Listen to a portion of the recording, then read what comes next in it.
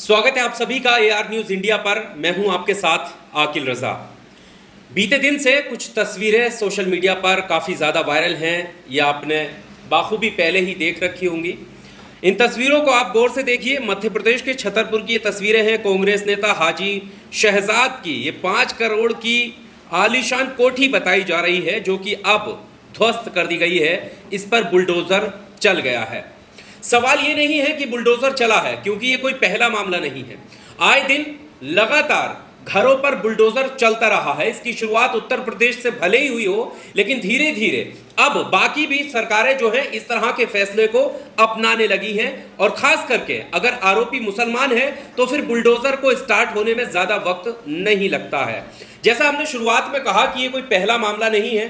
फर्क सिर्फ इतना है कि ये 5 करोड़ की कोठी बताई जा रही है, लेकिन कई जगहों पर 1 या 2 कमरे का मकान होता है। लेकिन देखिए, आशियाना होता है जिसको उजाड़ दिया जा रहा है। कोर्ट कचहरी, कानून, सिस्टम, सरकारें, सबके मुंह पर ताला लगा हुआ है। विपक्षी दल खामोश बैठे हुए हैं। आप किससे ये उम्मीद करेंगे कि आपके आशियाने को कोई आकर बचा लेगा? सवाल अपने आप से करिएगा और पूछिएगा अपने आप से कि आज जो लोकतंत्र की दुहाई देने वाले सेकुलर नेता हैं वो कहां बैठे हुए हैं। इस तरह के मामलों में हमारे देश के जो हमारे रहनुमा बने हुए घूम रहे हैं, उनका इसमें क्या योगदान है, इस पर तो हम बात करेंगे ही करेंगे। लेकिन उससे पहले आपको यह बता दें कि दरअसल ये मामला हुआ क्यों। आपको याद होगा कि अभी कुछ ही दिन पहले महाराष्ट्र के नासिक में एक रामगिरी नाम के संत ने प्रोफिट मोहम्मद सल्लल्लाहु अलैहि वसल्लम की शान में गुस्ताखी की, जिसके साथ महाराष्ट्र की तमाम जगहों पर विरोध प्रदर्शन हुआ। एफआईआर भी 2 जगह दर्ज हो गई। गिरफ्तारी की मांग होने लगी, लेकिन गिरफ्तारी सरकार ने नहीं की, बल्कि सरकार यानी खुद महाराष्ट्र के सीएम एकनाथ शिंदे संत के साथ खड़े हुए नजर आए, मंच साझा करते हुए नजर आए। और सिर्फ मंच साझा नहीं किया, बल्कि ये कहते हुए नजर आए कि हमारे रहते संतों का कोई बाल बांका नहीं कर सकता। सवाल संतों का है ही नहीं, सवाल उस संत का है जो अपने जहरीले भाषण से समाज में नफरत फैला रहा है, जो मुसलमानों के नबी के लिए अपशब्द का इस्तेमाल कर रहा है, जो सिर्फ इस उद्देश्य से इस तरह की वाणी का इस्तेमाल कर रहा है जिससे समाज में नफरत पैदा हो। और सरकार ये सोच रही है कि शायद ऐसा करने से जो आगामी चुनाव है महाराष्ट्र में, उससे उन्हें कुछ फायदा मिल जाए, तुष्टीकरण की राजनीति हो जाए। लेकिन ज्यादा दिन तक ये राजनीति चलने वाली नहीं है। बहरहाल विरोध प्रदर्शन के बावजूद कुछ होता नहीं है। तमाम जगहों पर ये तस्वीरें ऑलरेडी आप देख ही रहे हैं। तमाम जगहों पर विरोध प्रदर्शन होता है, थानों के बाहर घेराव होता है, शिकायत पत्र दिया जाता है, लेकिन कार्रवाई के नाम पर एफआईआर 2 जगह पर जरूर होती है, 2 से 3 जगह पर, लेकिन गिरफ्तारी नहीं होती है। और इसी की तर्ज पर जो है ये छतरपुर में भी विरोध प्रदर्शन हुआ था। वहां पर अपनी तहरीर देने के लिए ये लोग गए थे और वहां पर नारेबाजी हुई। उसके बाद में माहौल बिगड़ा। माहौल बिगड़ने के बाद ये जो तस्वीरें हैं ये आपके सामने है कि पुलिस ने कठोर कार्रवाई की है। और ये संवैधानिक कार्रवाई नहीं है। अगर आप ये सोच रहे होंगे कि संवैधानिक कार्रवाई है, तो बिल्कुल नहीं है। किसी संविधान में ये हक नहीं दिया हुआ है कि आप किसी की प्रॉपर्टी को बिल्डोज कर दें। और सिर्फ प्रॉपर्टी का मामला नहीं है। यहाँ पर ये जो तस्वीरें हैं यहाँ पर आप देखिएगा, क्या ये बता सकता है प्रशासन की ये जो कार तोड़ी गई हैं, जो उसके बंगले में 2-3 कार खड़ी थी, क्या ये भी अवैध है? क्या इसको भी अवैध मान लिया गया? और घर जब बन रहा था तो उस सरकारी सिस्टम को बुलाइए जिस सरकारी सिस्टम की नजरों से ओझल होकर छुपी कोठरी में ये घर बना हुआ तैयार हुआ होगा। यानी इसको ढककर ये लोग रह रहे होंगे, त्रिपाल लगाकर रह रहे होंगे, क्योंकि ये घर पहले से दिख ही नहीं रहा था। जैसे ही कोई विवाद होता है तुरंत वो जगह अवैध बताई जाती है जहां पर जिस पर आरोप लगता है। सिर्फ आरोप के चलते ये तकरीबन 5 करोड़ की बिल्डिंग को गिरा दिया गया। क्यों गिरा दिया गया? क्योंकि आरोपी मुसलमान है। और ये कहने में कोई हर्ज नहीं है, और सरकार को इससे परहेज नहीं है। अगर आप सोशल मीडिया पर ये लिख रहे हैं कि देखिए मुसलमान है गिरा दिया, अगर आप सोशल मीडिया पर ये लिख रहे हैं कि मीम नाम होने से घर को गिराया जा रहा है, बुलडोज किया जा रहा है, तो सरकार चाहती है आप ऐसा लिखें।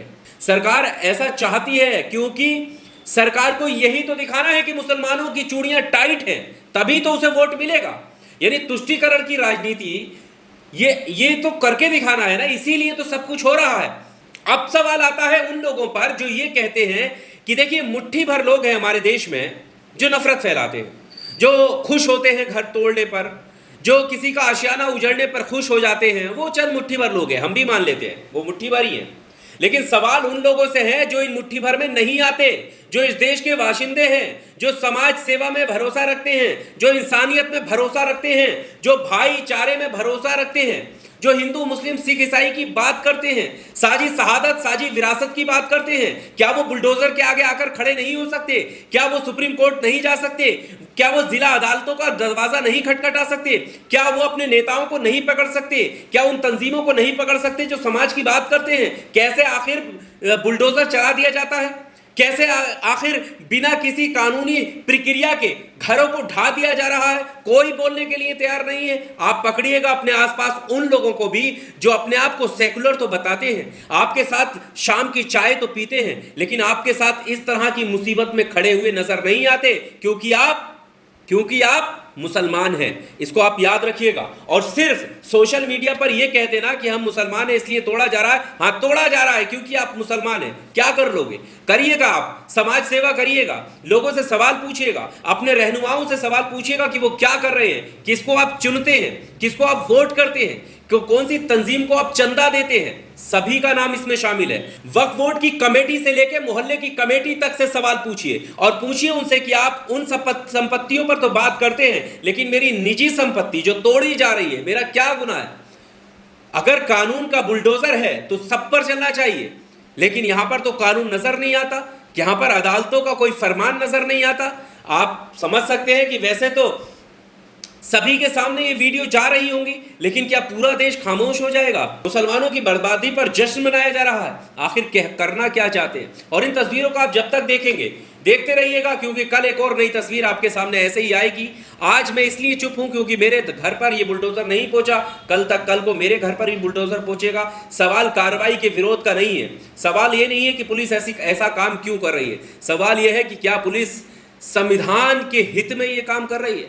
क्या पुलिस कानून की प्रक्रिया का इस्तेमाल कर रही है?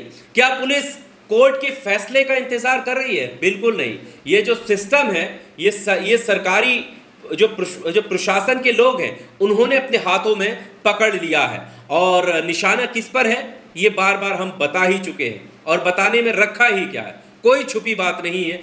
जब यूपी में नाम देखकर बुलडोजर चल जाता है तो मध्य प्रदेश में क्यों नहीं चल सकता? उसी की तर्ज पर तो चल रहे हैं, वहीं से सीख मिली है। वहीं राजस्थान में भी ऐसा ही होगा।